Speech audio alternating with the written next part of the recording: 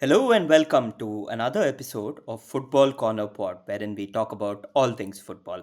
I'm Hari Keshav. Today we have with us a friend of the channel and die-hard Man United fan, Sanath. Welcome and nice to have you on the podcast, Sanath. Yeah, thanks, Hari. Thanks, Amol. Thanks for inviting me. Thank you so much for accepting our invitation. It is such a pleasure to have a passionate United supporter on the podcast. For our viewers, could you give us a brief introduction and tell us when you began watching football and supporting the beloved Manchester United? Yeah, sure. I'm Sanath, by the way. I'm an United fan. My earliest memory of watching a football game was, I think, in the 2006 FIFA World Cup. Then I think my earliest memory of watching an United game was probably 2008 or 2009. But there was a bit of a disconnect coming from an cricket-minded, cricket-loving community and a cricket-loving family. It was a bit hard to connect to football, but I think I fell in love with Man United at around to 2012 or so because of Wayne Rooney. I love Ronaldo and Messi equally. They are the greats of the game, but Rooney was a different class at that time. What a player he was. And I remember 2014 FIFA World Cup that happened in Brazil. Stayed up till 3 a.m. to watch the England Italy game. I was supporting England only for Wayne Rooney. I think England lost that game, but yeah, that's how the love towards the game started. That's how the love towards Man United started. And yeah, always happy to talk about football and Man United. Lots to unpack in today's episode. We will talk about some important results from the recent Boxing Day fixtures, and wherein we will delve deeper into Man United, Man City, and Liverpool. So let's dive into the episode with what was the game week's first game, that is Man City versus Everton. So when you hear Man City at home to Everton, people would think it's a walk in the park for Man City. Wrong. This is relegation form Man City, and they were held to a 1-1 draw at Etihad. Just to put some numbers in for context, Man City have now won just one in 13 games since November in all competitions, one win in the last nine Premier League games. And since Haaland said, stay humble, to Arteta, Man City have won only 4 in 13 Premier League games. And in that period, Haaland himself has only scored 3 goals. This is the state of Man City, who dominated Europe, dominated Premier League. It's come as a rude shock to fans all around the world, but also to Pep. So much so that in his post match conference after Everton, he said that they have to go for players in January. So, Sanath, do you expect significant investments in the January window, and which positions they have to go after in order to make sure that they end somewhere respectable in the Premier League?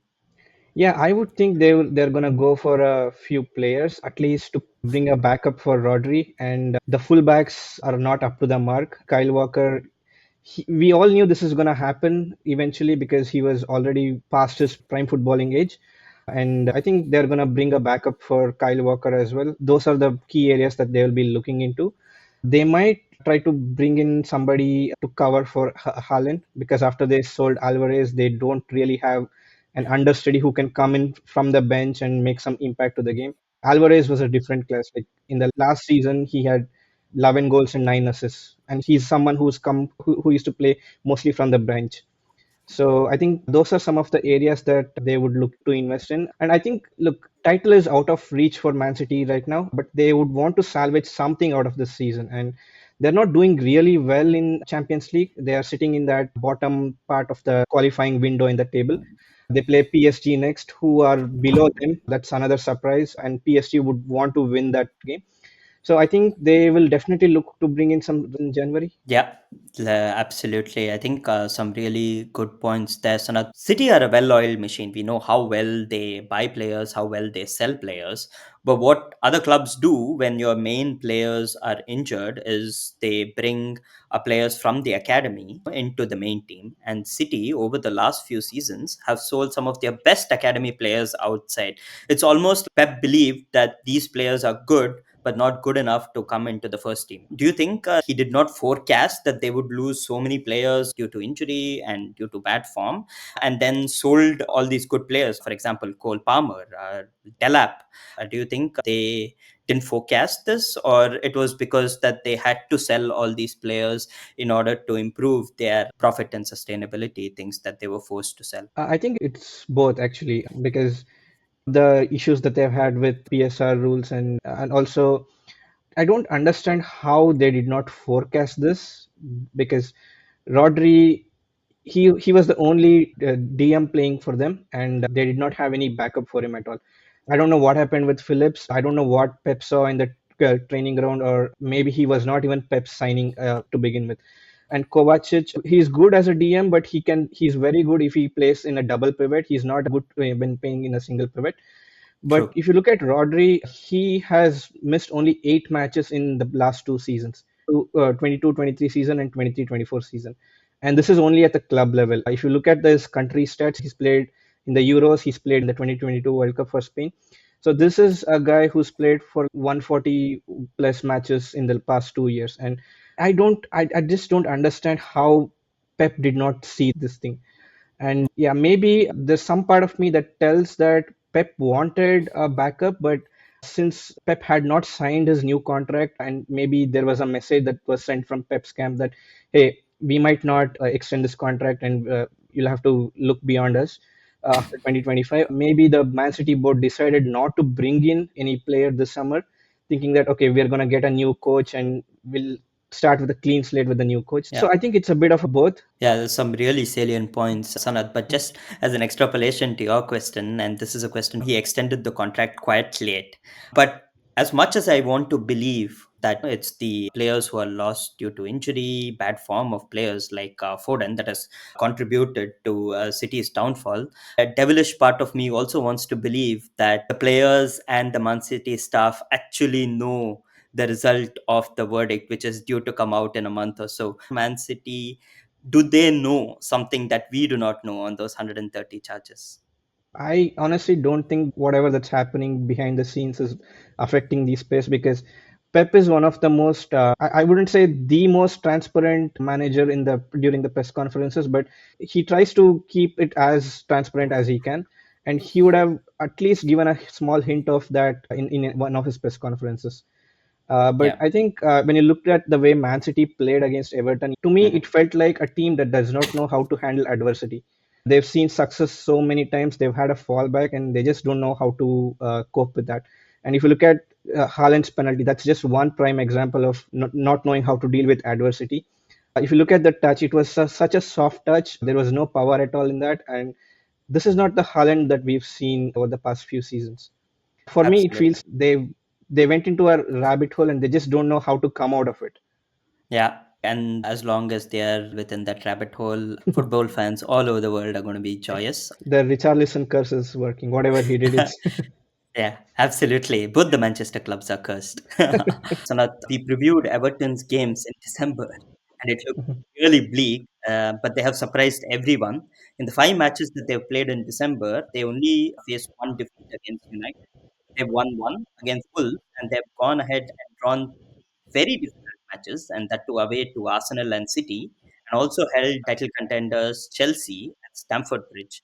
On the basis of these results, do you think Sean Dyche can keep his job, and more importantly, keep Everton in the? I don't think Everton are going to get relegated, because no matter how bad they perform, there are teams in Premier League that do worse than Everton, especially this season. So I don't think they're going to get relegated. And relegation is, we still have another 19, 20 odd games to think about relegation. So things can change quickly. But whatever happens, I don't think it's the right move for Everton board to keep Sean Dyche, because Everton is a big club, one of the founder clubs of Premier League, and given their history, I think they deserve better than what they are getting over the past few seasons. They have been flirting with this idea of getting relegated every other season. They are always in this relegation thread, and I think Everton deserve more than that. And with this takeover complete and the new ownership, I think they should probably start looking into options beyond Sean Dyche and bring in a manager who can put a good idea into the team. I don't expect Everton to win the Premier League or something, but at least they should not be in the position that they are in today. Absolutely. Yeah. Absolutely. But do you prefer to see that choice at the middle of the season, like how United did it, or do you still feel Sean Dyche should be there until the end of the season? Yeah, Sean Dyche, I think he has done enough. He has shown enough to keep his job at least until the end of the season. And changing, bringing in a new manager at this time, it might it might be good or it might also be bad. It's basically a double-edged sword. If things don't work out, they might get into that relegation zone again. They've barely come out of it now, Yeah. but they might be in serious trouble. Yeah, absolutely. So let's preview the next game week. Everton is next to play Forest at home. So your prediction for that game, Sanath? I think Forest is gonna win this. Everton, although they drew this game against Man City, they weren't quite there yet. Given the form that Man City are in, this was expected. Okay, brilliant. And City to play Leicester at King Power. Do you think Pep can at least get a win at King Power, or do you think Nistelrooy is going to spoil his party there? Even if he gets a win, it's not going to be an easy win because Mhm. you look at the way Leicester played against Liverpool last night. They did not look like a team that is battling survival. This they came in, they scored early. They did not sit back and defend. They tried to attack even after taking the lead, and they kept Liverpool at bay for at least the first half. So Yeah, the message that Leicester showed that is that hey, we are here not just to survive or just to scrap off something. We are here to win this game. yeah. And going to Anfield, one of the most hostile environments in the entire Europe, going to Anfield and doing that could be a spark that they needed for their season, and things could change for them. So for Pep, it's not going to be an easy game just because looking at their position in the league, he'll have to work hard. But I think it's going to be an interesting game to watch as a neutral fan. But given the form that Man City are in, I would say a 1-1 draw. 1-1 draw. Brilliant. That'll make sure that Pep is going to scratch his head much more than what he's already done to himself. Next up, from one beleaguered Manchester team to another, we are talking about none other than the once great Manchester United. Another absolutely shambolic performance from United away at Molineux. How worried are you, Sanath, as a United fan? Because I truly am. I had a sleepless night and I feel we might be getting in a relegation scrap. Am I being too reactive, or do you feel the same? I think it's normal to be reactive, but like I said, relegation is still far away. We still got like another 18 or 19 games to go in this season, and one or two wins can boost our confidence. Yeah, I'm not too worried about relegation as of this moment, but if we continue the way we are playing, yes, maybe in March or April, yes, we can get into that relegation threat. But yeah, I sympathize with Amorim because he was handed a mess, and a lot of things have gone wrong for Amorim at United ever since he's come in. The one thing that has completely gone wrong for him is the timing of his appointment. Amorim does not have a starting 11 yet. I understand he's not the kind of a coach who has a starting 11. He believes in rotation, but in Sporting, he had a solid starting 11, and based off of that starting 11, he did the rotation. It was more like a replacement every match day. But if you look at United, every game that we played under Amorim, there have been at least two or three changes for the match day squad. So I don't think Amorim has the best starting 11 yet. He's still doing this trial and error phase, and normally coaches would love to have this phase in July or August during the preseason. But for Amorim, the timing has been so wrong. This trial and error phase is coming during this tough fixture schedule. So that's where I sympathize with Amorim. Yeah.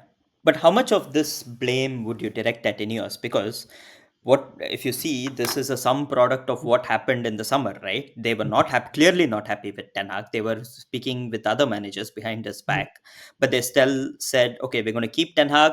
Not only that, we're going to spend another 200 million on players for his system. Then, a couple of months into the season, sack Ten Hag, and now Amorim is playing with players who do not suit his system because it's a totally different system. And because they spend so much money in the summer, he has very less money for him to spend in January to bring his own players who can suit the system. Wouldn't you say a lot of it in Ineos got it wrong in the first place? Yeah, this is completely Ineos's fault. They spent the entire summer interviewing managers, chasing the managers, and trying to bring in the best one. And then they came up with this report saying that Tanag is the best that we've got. And then 2 or 3 months down the line, gets sacked. Even the Ashworth's appointment, they completely botched it. I feel like Ashworth's name, they just took it because he was one of the famous names in football in the recent years. So Yeah. they really had no intention of working with him, and they had clear differences in the ideas, but this whole thing is a mess that Ineos has created. And now, like you said, Amorim's hands are tied. He does not have any funds. They should have signed him back in July itself or June itself and given him the funds. This is going to take a long time for Amorim to fix the issues that are here. I don't know if Ineos is going to give him that time. I just don't want them to go in this rinse and repeat cycle of sacking the manager, bringing in a new one, and it's really not going to help us.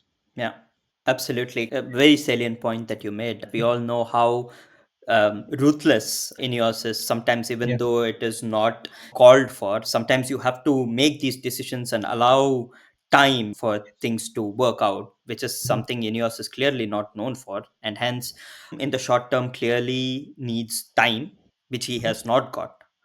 But at least what he needs while training these players is he needs some wins in the short term. So what do you think as a coach Amorim can do as short term fixes in order to get some favorable results? I think the first thing that I think all United fans and all football fans can agree to is fix the set piece defending. Hmm. I was actually looking at the stats yesterday. We've conceded 24 goals this season, and out of those 24, 10 have come from set pieces, Hmm. which is basically 42% of the goals that we've conceded are from set pieces. And when you compare that to the rest of the Premier League average, it's slightly over 11%. That's So great. if you look at 11% and 42%, it's like we concede at least four times more goals than the rest of the Premier League teams from set pieces. So I don't know. We have set piece coaches. I don't know what they're teaching in the training grounds. But if I was Amorim, I would bring in the set piece coaches, the players into Carrington, lock the doors, and tell them that you are not going out until you learn set piece defending. That's the topmost priority for Amorim. Fix set piece defending. The second thing that Amorim has to fix is he has to put in some sort of a discipline in the players. Mhm. We see these unnecessary challenges that our players throw in, and these challenges are thrown in positions which can hurt us. If you look at Bruno Fernandes, like he's a world class player, the best signing we've ever had post Fergie, but man, he needs to learn some discipline. Like those two challenges that he did, totally unwarranted for. And this is not just Bruno Fernandes. If you look at the midfielders or the defenders, we pick up yellow cards easily.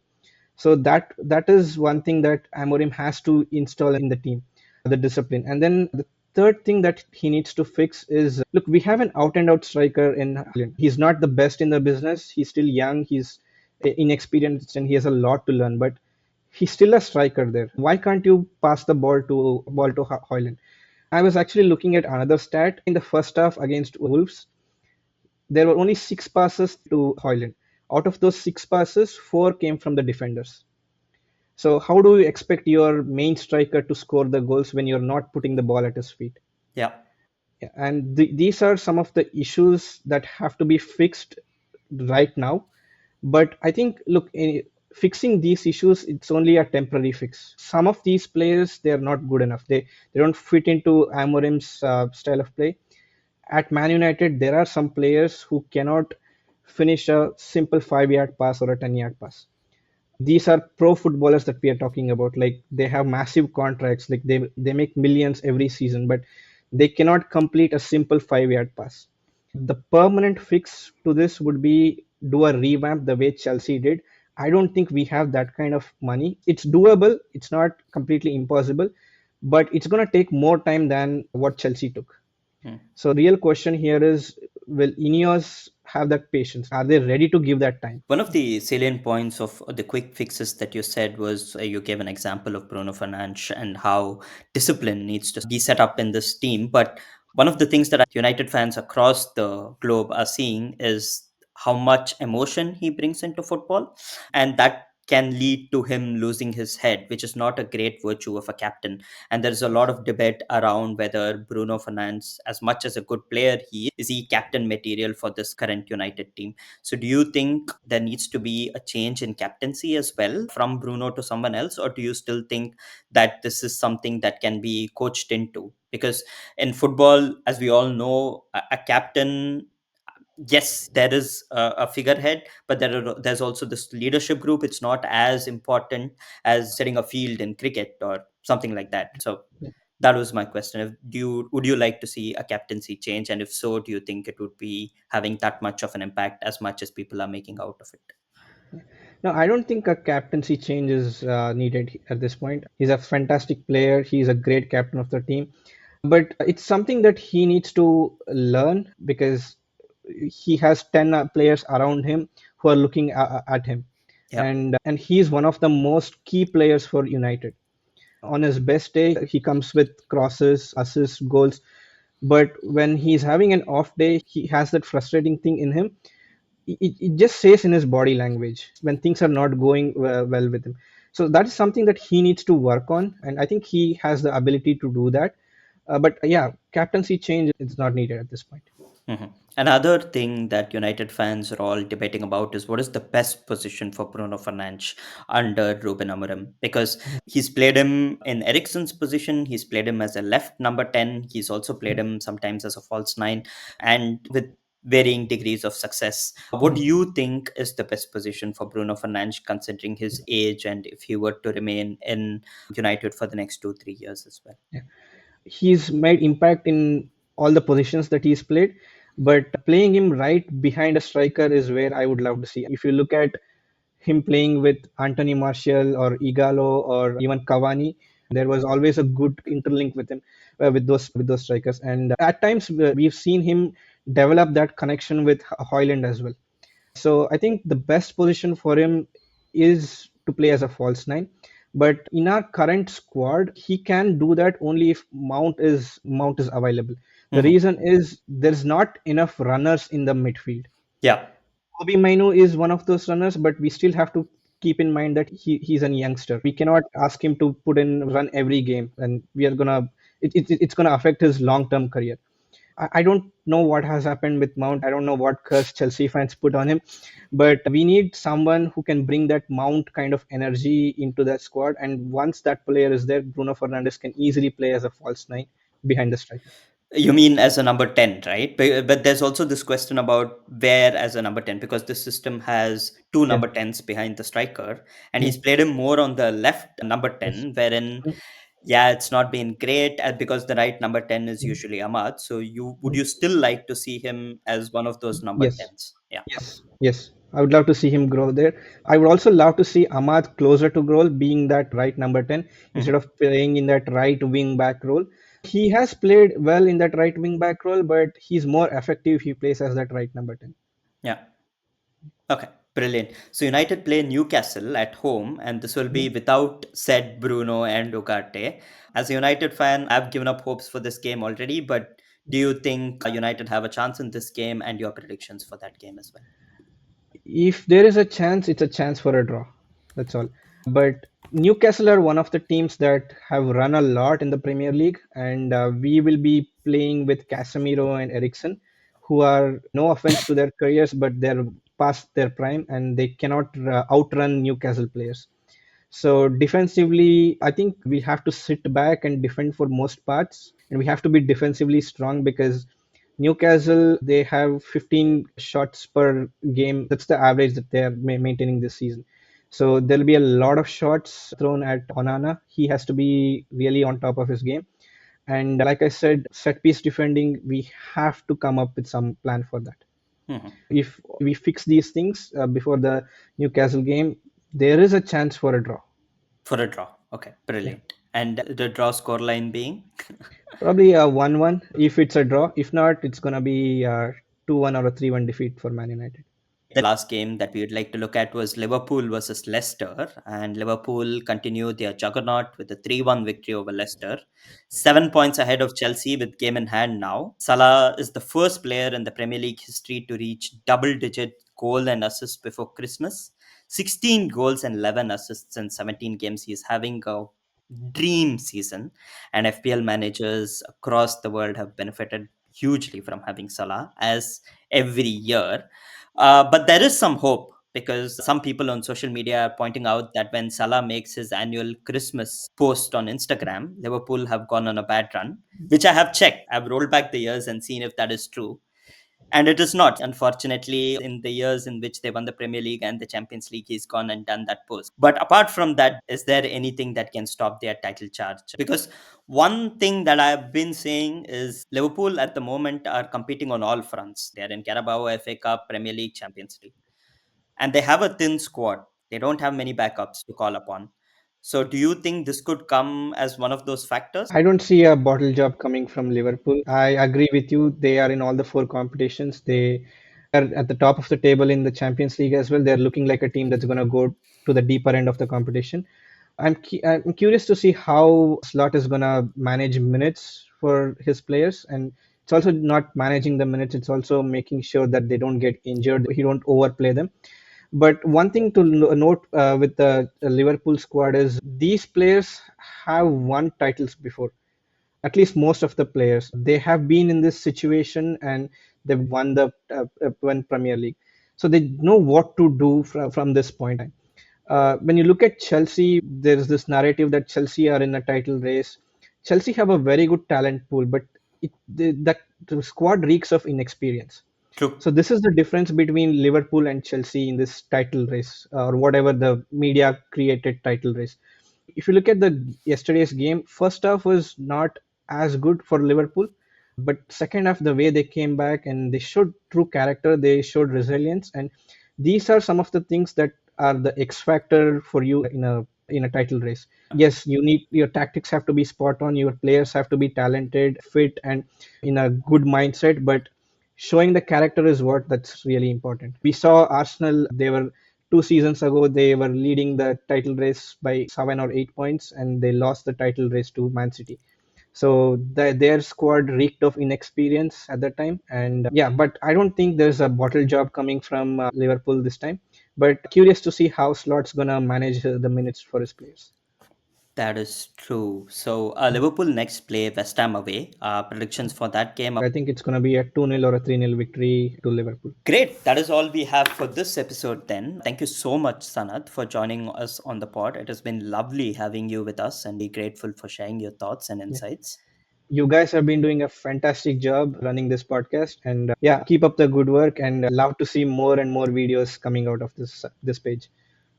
Thank you so much, Sanath. Yeah, absolutely. The outreach, some of the messages that we've received from the viewers have been absolutely fantastic. And that gives us confidence in order to improve the content that we put out. For all you viewers, please do share and subscribe to our content on Football Corner Pod.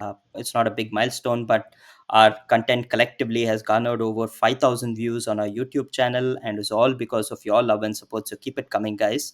And we will be coming soon with another episode. And trust me, you do not want to miss that one out because that's going to be on Indian football from a person who is an FA level 1 coach as well. So you don't want to miss that episode. It's the next one that we are recording. Stay tuned. So until then, take care, be safe, and be aware of any corners taken quickly. See you guys. Bye.